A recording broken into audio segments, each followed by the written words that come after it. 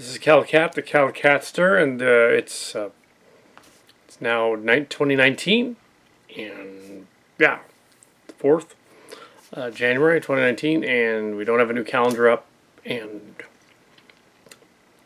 we have movie news and whatnot. Yes, Star Trek Chimera is coming this year.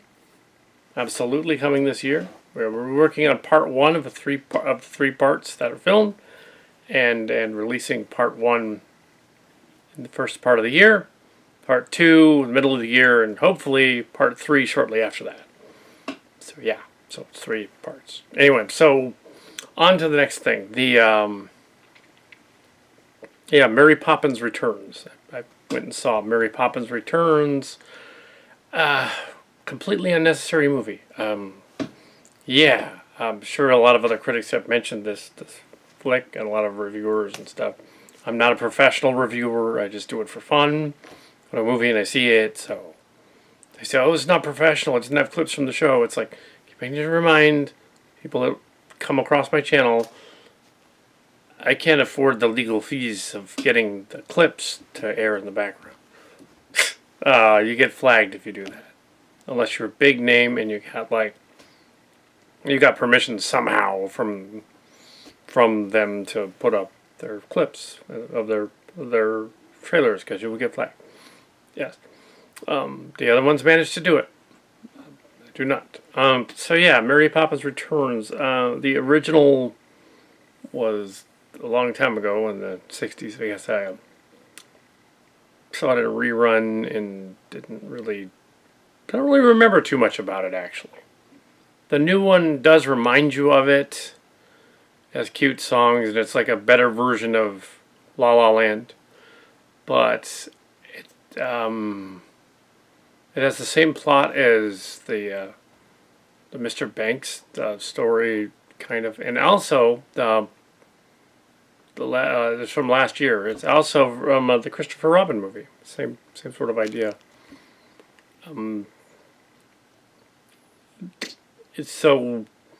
It also begs the question, like, are they all hallucinating that she's there? Everyone in town is, like, insane. And they're all hallucinating that she's there. Because they clearly see her, like, walking around. The only way it works is if they're all just... something's coming out of the sewer that's making them all insane, and they just see Mary Poppins fooling around and helping them out with their bank thing.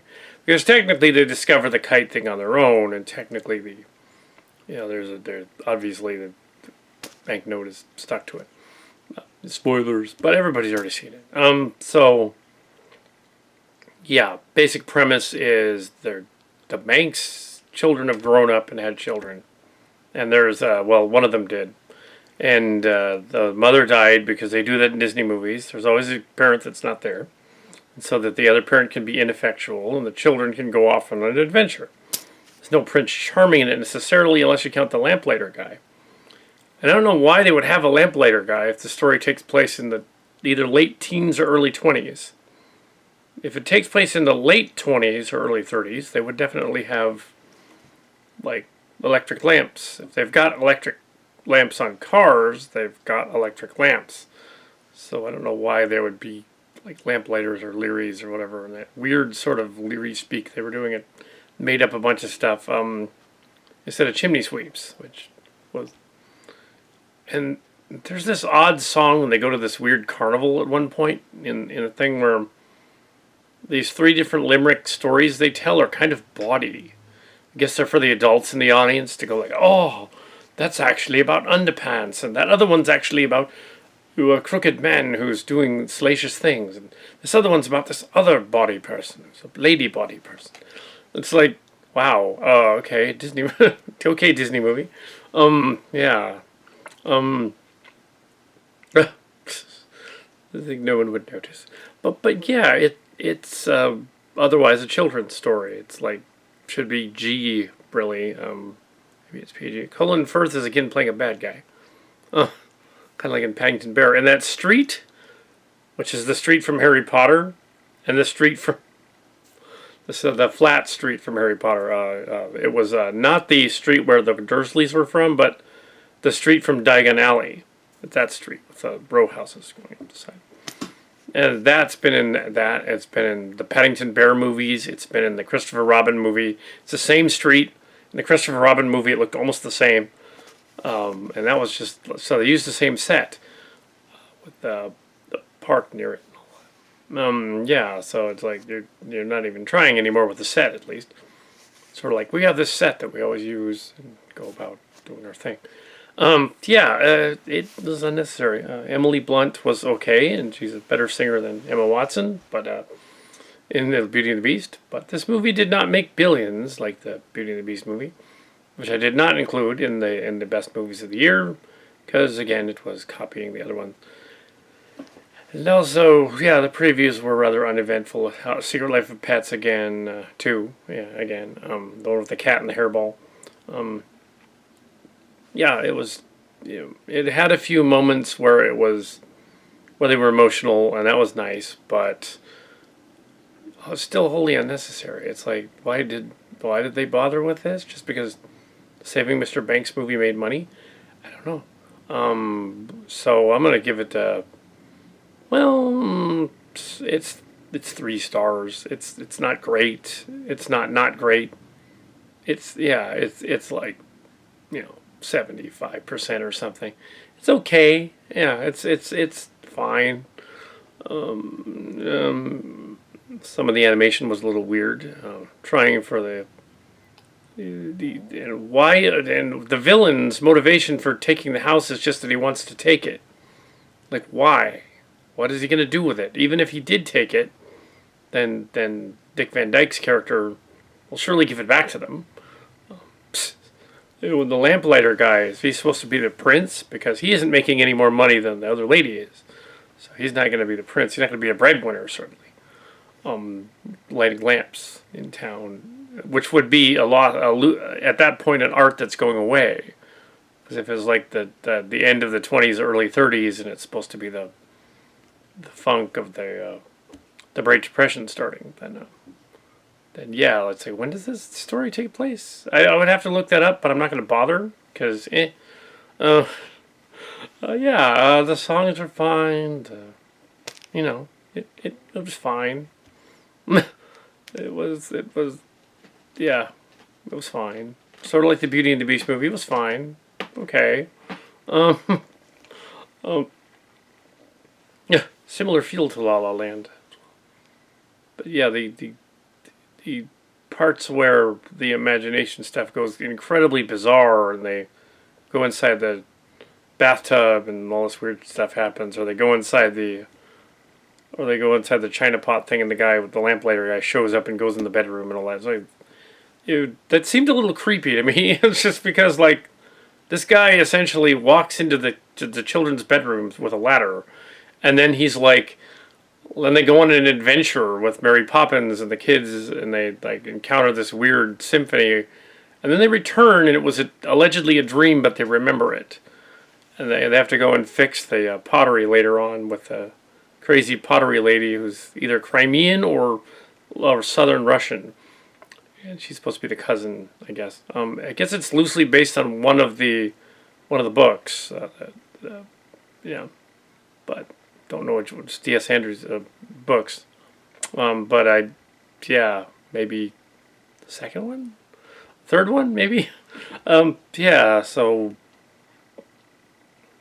but it's an odd thing.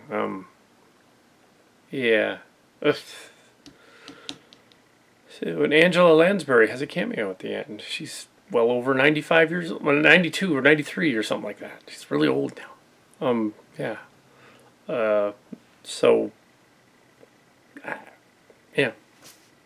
Really have nothing on this movie. It didn't. I mean, I'll reiterate the Stone Gremlins who were reviewing another movie. It wasn't this one, where they said, the lady says, the character's name is Sarah, oddly enough, and she says, just because a movie makes you cry doesn't mean it's good. And yes, there were scenes that were emotional, but they were just there, and they're like, they passed. You're like not emotionally invested in the character anymore. that would be manipulation. That would be the music is playing in such a way that it makes you do that, whereas the characters aren't. Yeah, but Emily Blunt did a fine job, but I still think that Lady Gaga deserves Best Actress. I mean, this is just a maybe you could get this one movie for song. I guess I don't even think it's nominated for anything. And speaking of the Oscars, there's really nothing for the Oscars this year.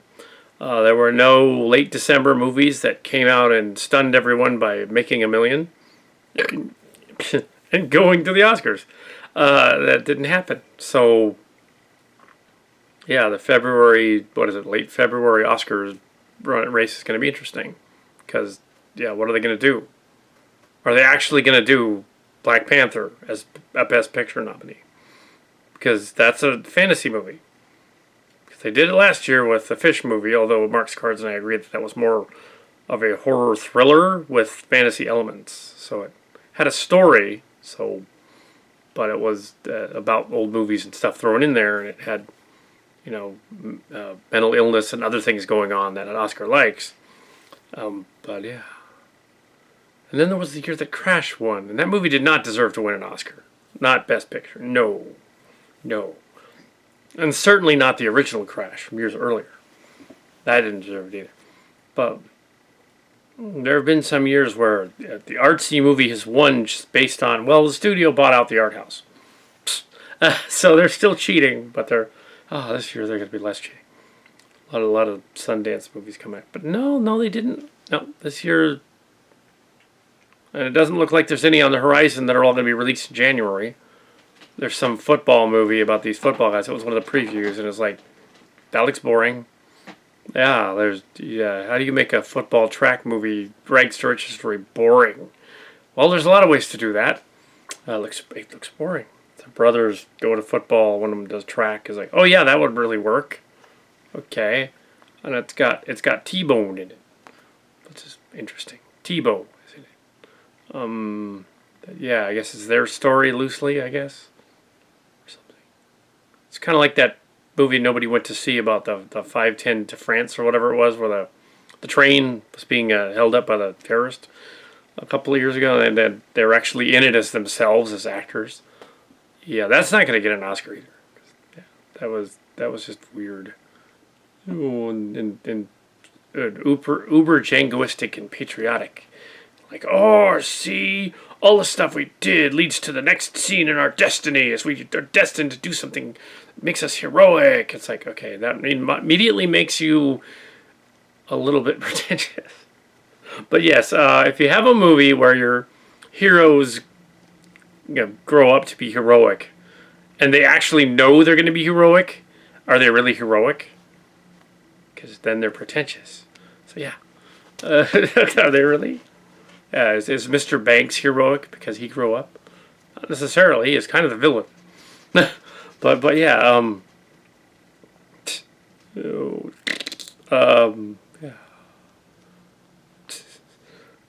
Yeah. Anyway, so yeah. 2019. Lots of movies come out in 2019. In March, there's going to be a movie in April as well. I think it's some in February, but there's March. I think is. Let's see. I think Marvel, Captain Marvel, and then April is Shazam. Marlo Facu's his cameo was in Mary Poppins, actually, as it turns out, and he was one of the animated characters. It's credits. He was not an Aquaman. He was in the scene with the animated critters in the Under the Sea part. But yes. We just thought he was because it was under the ocean. So we thought, yeah. Oh no, it's Mary Poppins. but yeah, under the bathtub, floating around, seeing that like, what were they doing while that was happening? I mean, what were they really doing? Like hallucinating? I guess they were taking a bath. Mary Poppins has come to give us hallucinogens. So then we will imagine we're in a strange undersea world while we're taking a bath. And really, we're lying there going... and